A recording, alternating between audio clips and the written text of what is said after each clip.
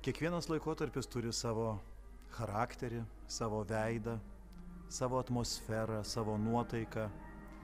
Ir tam, kad mes džiugiai galėtume pasveikinti vieni kitus, kai ateina vasario 16, manau, kad mes turime būtinai prisiminti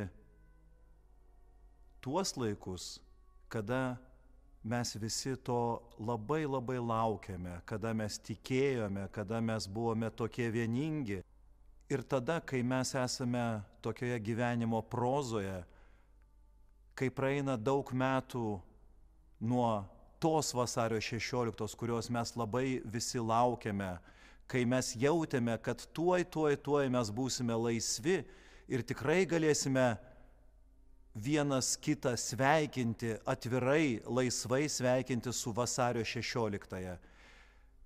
Aš manau, kad tam, kad mes tai prisimintume, kad mes vėl pasijustume kupini optimizmo, mes būtinai turime pasižiūrėti filmą, kaip mes žaidėme revoliuciją. Ir viena iš pusių to gyvenimo ir tų svajonių ir tos euforijos, kuri buvo, aš manau, kad tikrai filme mes surasime. Ir tada mes ir šiuo laiku truputį kitaip jausimės.